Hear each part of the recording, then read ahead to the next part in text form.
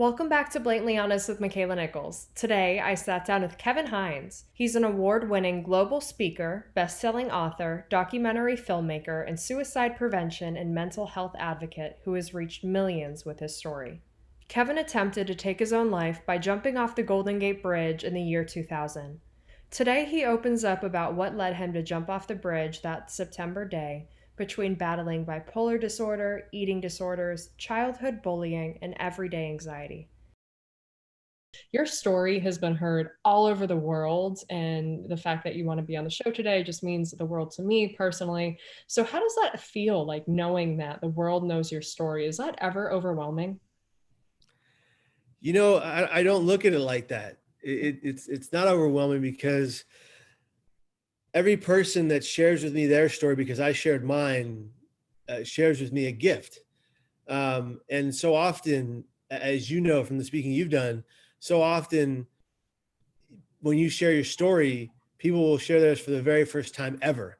I'll never forget being in front of a crowd of about 2,000, and I finished my presentation and I asked for questions, and a young lady stood up, and she stood up and she raised her hand. The woman next to her was an older woman, and she was looking at her like, what are you doing? And she said, my name is so and so, and this is my mother, and I've never told her or anybody else, but I've been diagnosed with bipolar disorder since for the last 2 years, and I've been hiding it from everyone because of shame. And her mom just kind of went like, what? And she goes, now I know I can talk about it, and I'm going to get the help I need. And like, that kind of thing has happened so often in the last 20 years of doing this work. It's been such a gift to see this. You can't make that stuff up. No. And so when these things occur, I cherish them. So no, I don't feel to answer your question. That was a long-winded answer, but to answer your question, I don't feel overwhelmed. I feel grateful. What an incredible answer. And the fact, I love hearing stories like that because you're right. When you speak and people are really moved by that. And obviously, I was so moved by your story, but I'm sure the audience, like watching this on play in real time, it's just like, oh my God, you see her response, you see the mom, you're just like, whoa, like I am like this vessel for these people to feel comfortable by just simply sharing my story. So, what a great gift. So speaking of your story, where do you want to start with that? I mean, so I didn't realize that out of the 39 people that have jumped off the Golden Gate Bridge and lived, you were number 26. What, Yeah. what does that mean to you? Like, I guess, what does that number mean? What does that signify?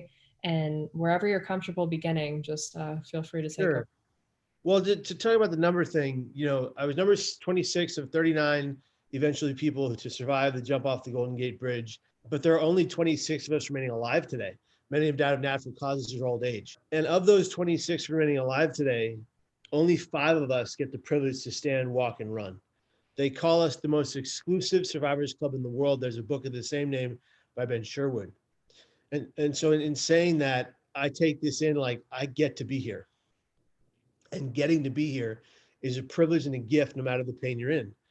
I was the first person to say it out loud that the leap off the Golden Gate Bridge, I had an instantaneous regret for my actions and the 100% recognition that I just made the greatest mistake of my life. And of course, I thought it was too late. Well, after I came out and said that, 19 of the Golden Gate Bridge jump survivors of the 26 remaining alive, so that's the majority, all came forward to say they had the same instant regret that I did. People all over the world who have had suicide attempts of all kinds in other means and survived them have recounted this instant regret. Not everyone, but certainly enough to make you kind of look up and go, oh, this is a phenomenon. This is a real thing. And I think if you ask people, if you were able to get the enormity of individuals who survived suicide attempts to get in a room and share their story, I think the majority of them would say they had an instant regret based on what I know from the people I've come across in my life. Mm-hmm. You know, but to backtrack and kind of tell you what led me to go to the Golden Gate, it was a multitude of things. I was dealing with hallucinations, auditory and visual, paranoid delusions, manic highs followed by depressive lows, because once you go up, you have to come down, panic attacks and anxiety attacks. I was hiding it. I was a shell on the outside, and I was pretending to be fine while going through all this turmoil. Now, my parents knew I was having a hard time. They knew I was struggling mentally. I was in therapy. I was seeing a psychiatrist, a psychologist. I was taking medication, but I wasn't taking it properly.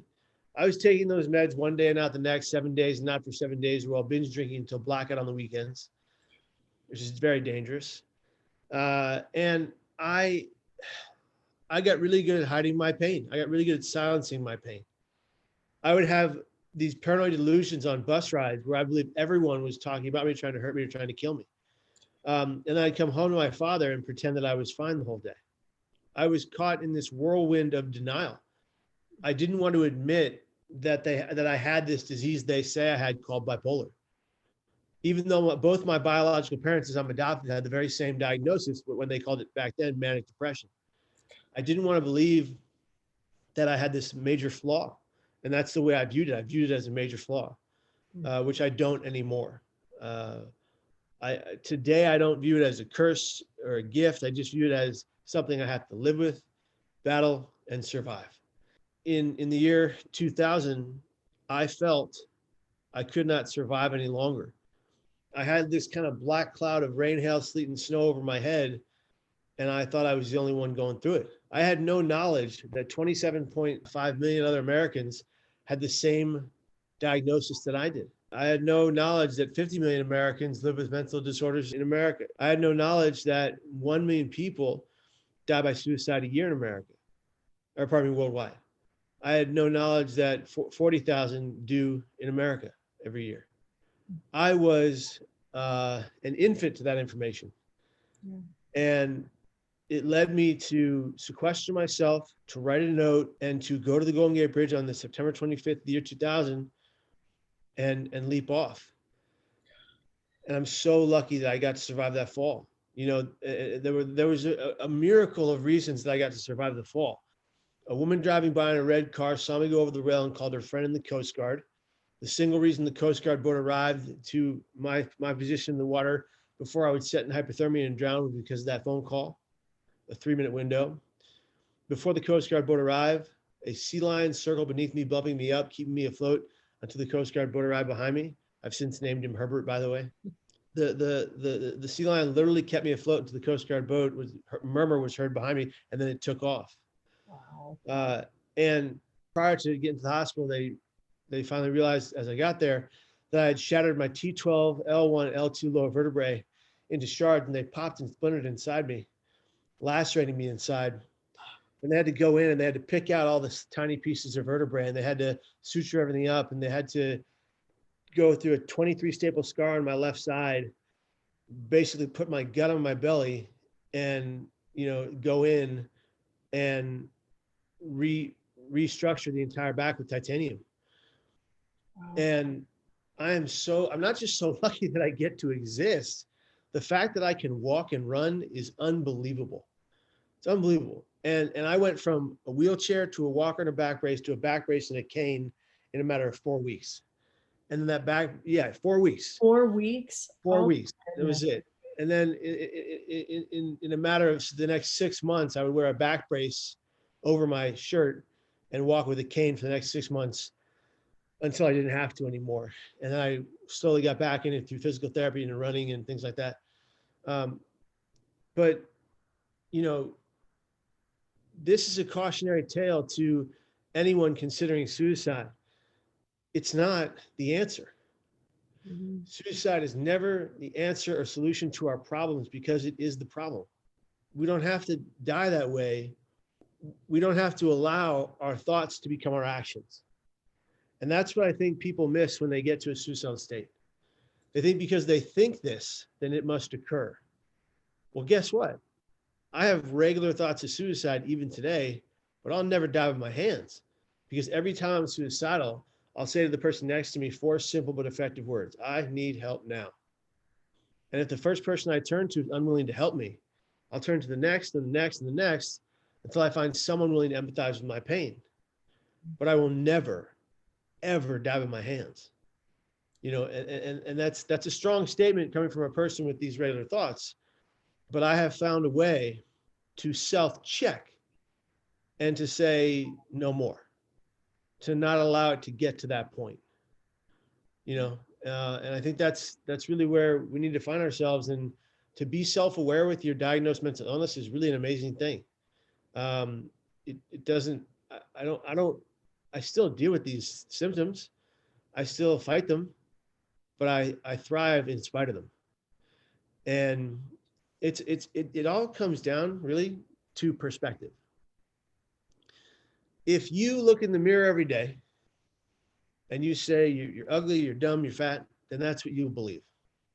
But if you look in the mirror every day and you say you're beautiful, you're amazing, and you're great, then that's what you'll believe.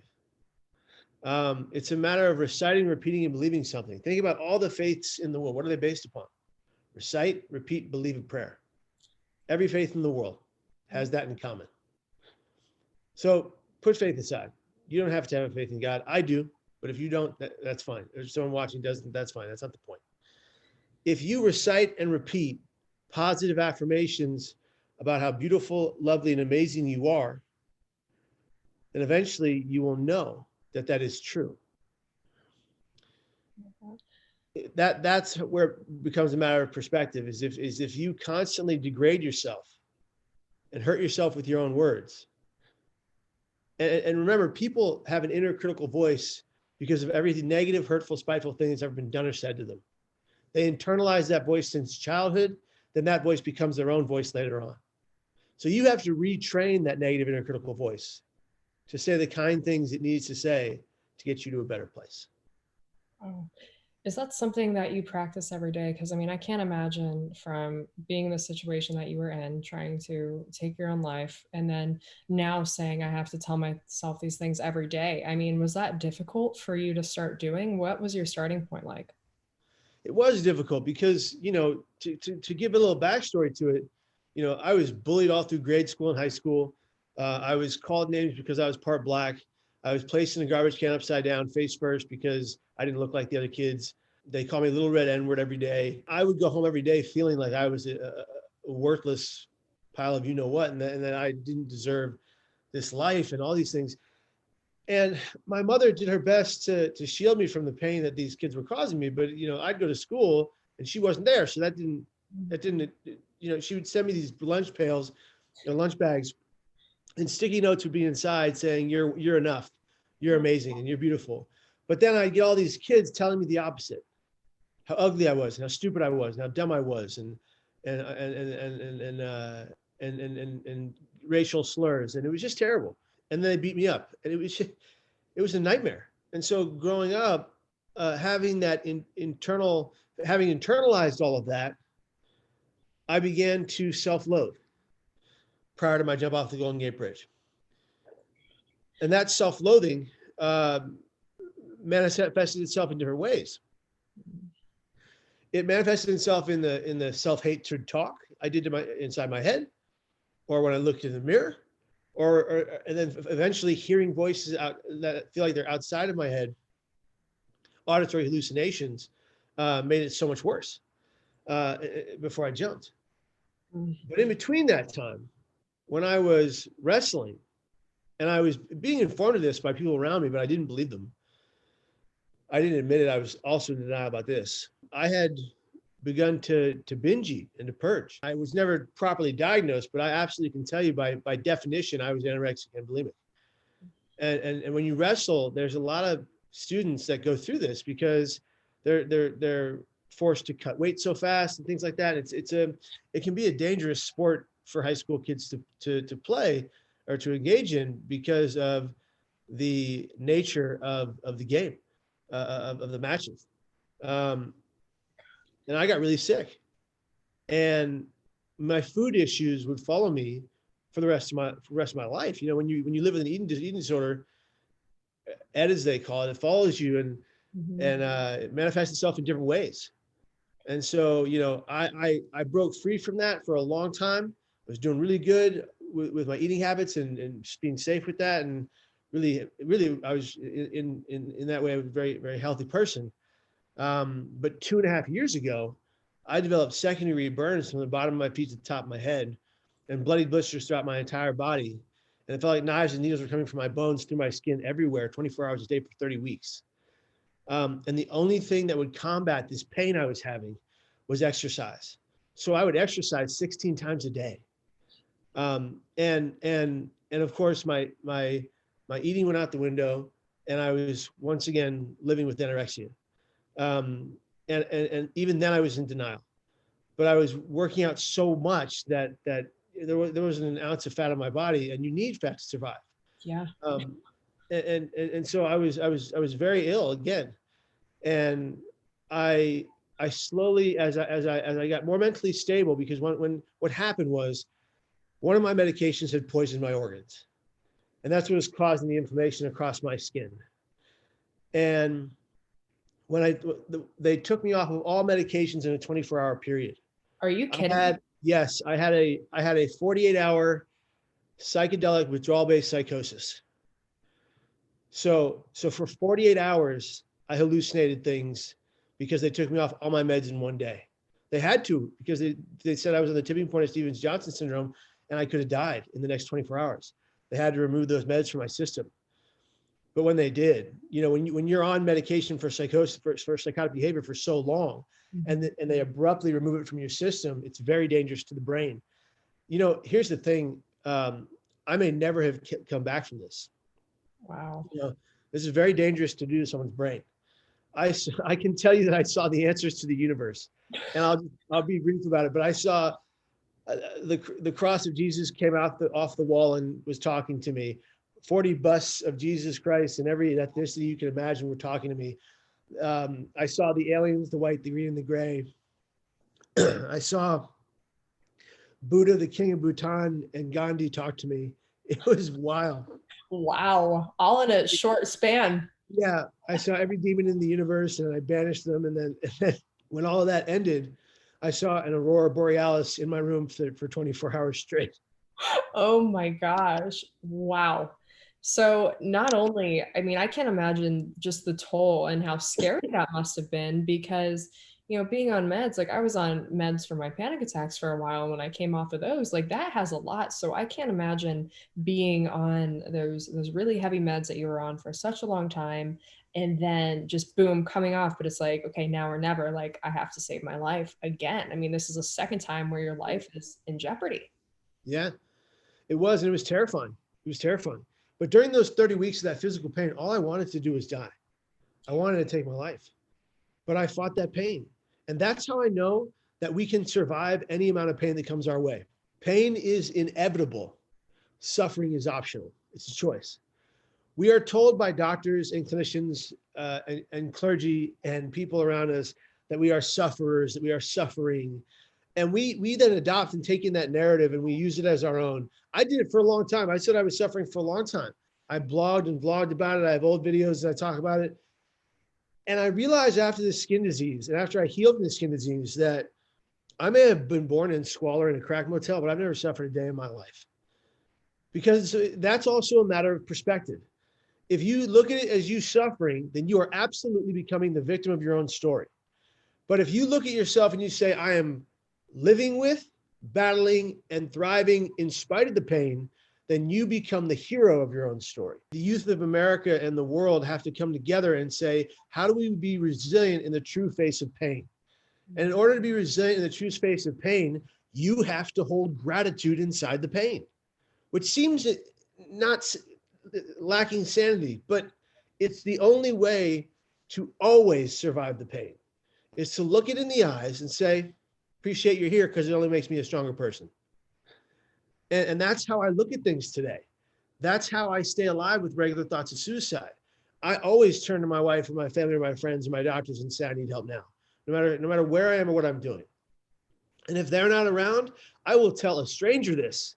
And I've done so at airports with the TSA. I wasn't able to fly that day, but I got the help I needed.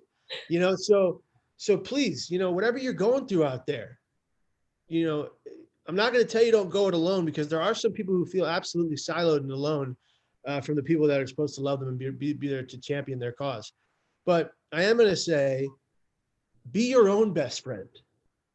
Be forgiving of yourself. Be kind to yourself, compassionate to yourself, loving to yourself. Look in the mirror and say good things, and recognize your true value because you are beautiful.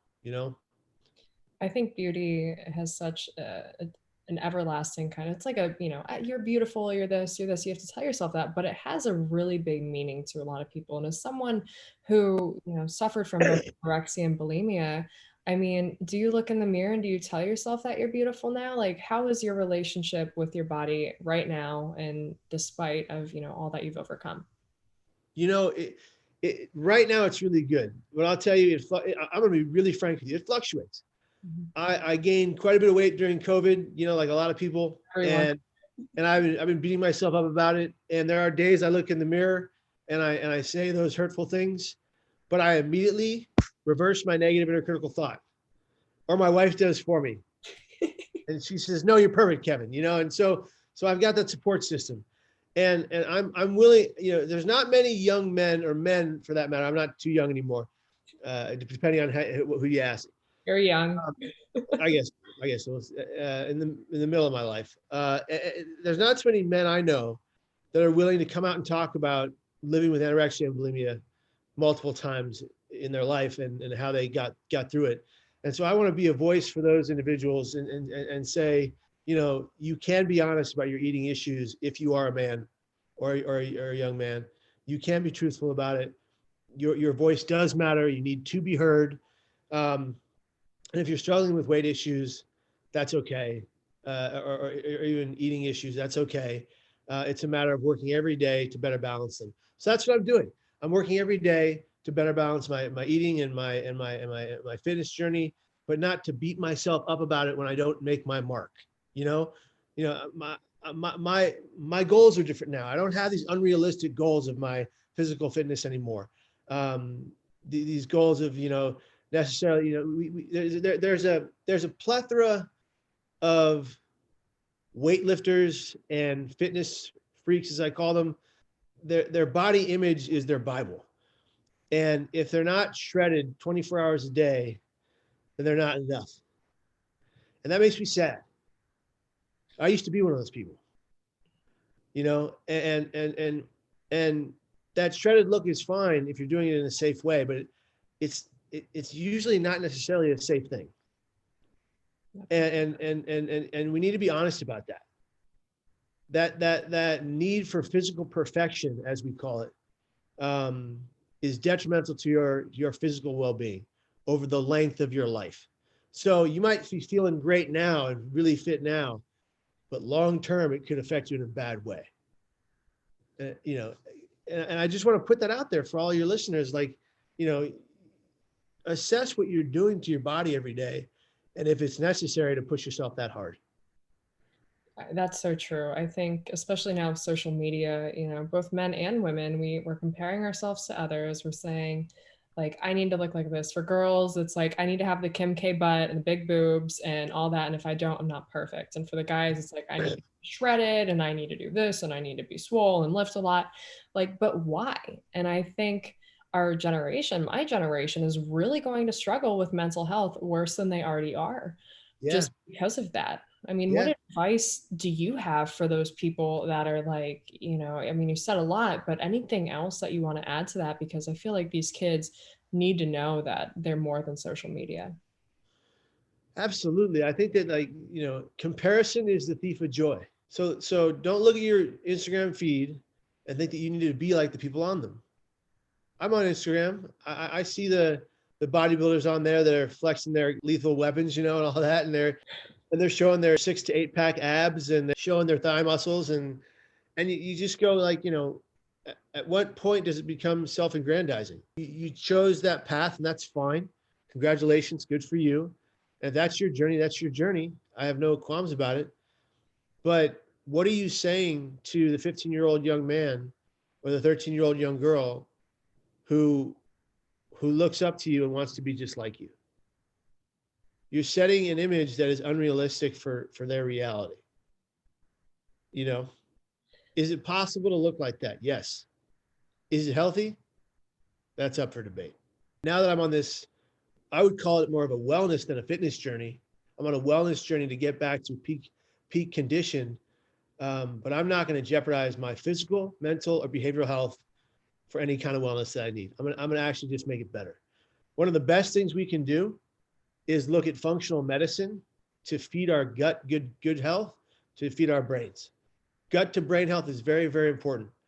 Your gut biomes are directly connected to your brain chemistry. If you're eating foods that are non-nutritious, it's going to damage your brain. And your brain is so much more powerful than that great looking butt or those great looking abs or those great looking pecs. You know, you've got to really realize what matters. And what matters is your well-being and you living out a good long life, being well. And so that's how I look at it today. Am I a bit overweight today? Yes. Am I okay with that? Yes. You know, and I'm working on it, but I'm working on it in a way that is appropriate, not dangerous, and safe. That's incredible. Well, I wish you all the best on your health journey. I was gonna say fitness, but that's not the right word. So your health journey, because it's really impressive to see you overcome so much, to overcome the bullying, to overcome, obviously I'm sure the anxiety is still there, that never fully goes away, and the body image you're working on. And I think just we as human beings, that's all we can do is just work on ourselves, work on becoming the best versions of ourselves, and hopefully helping others. So, if I could go back to that day and just kind of ask you one more thing about it, what is something you wish you would have known before you took that leap? I think it's what I said earlier. I think that I wish I would have known that my thoughts didn't have to lead me to own, rule, and define my actions. I wish my thoughts didn't have to lead to, I wish I knew my thoughts didn't have to lead me to jump off the Golden Gate Bridge. You know, if I had known that I could defeat those thoughts over time, if I had like, a younger me that could just put his hand on my shoulder and go, hey buddy, this is not the way, this is not the answer. Let me show you a better way. I wish I could have thought about all the things I would have missed, you know, my dad becoming the best man at my wedding, marrying the love of my life, Margaret Hines, being there when my two godchildren were born, watching them come into the world, having a dog named Max, who's the best damn dog in the world before he passed. Max, rest in peace. Until I realized that 85% of all male dogs and cats in the country of America are named Max. So it's a walking cliche. Didn't know that. Yeah, 85%. Oh my gosh, that's really big. Good That's Lord. a really high number. It's like human beings are so unoriginal when it comes to their dogs I guess so. and cats. But getting past all that and being here in the moment today, that's the one thing that I want to express. Be in the moment. Be in the moment. Recognize that your thoughts don't have to become your actions, and realize how beautiful and important you really are, even if it's just to you. Wow. That was powerful. I don't even know what I was going to follow up with that, because that was just like, dang, boom, like drops mic. That was, yeah, it's so true, because it's just be you at the end of the day, because, there's only one you. So, Kevin, what can people look forward to with you next? What are you working on? Obviously, you have an incredible film that's out that people can watch. What is next for you? Well, yeah, we have a film called Suicide: The Ripple Effect, and that we're releasing on Vimeo on demand pretty soon. So stay tuned for that. We'll do a big announcement of that on social media. That film chronicles my life story and the life story of 6 individuals from around the world who have survived their pain and are here to help other people. And you can find the details about that film at suicidetherippleeffectfilm.com. I know it's a long name, but and then I'm working right now on a piloting a docu-series where we go around the world and we find people who've been impacted by my personal story, and we share their stories. And that's going to be phenomenal, because it's individuals whose lives have been forever changed by the story, or they saw the BuzzFeed video, they saw me speak, or they read the story online. However they got the story, they got it, and it changed their life forever.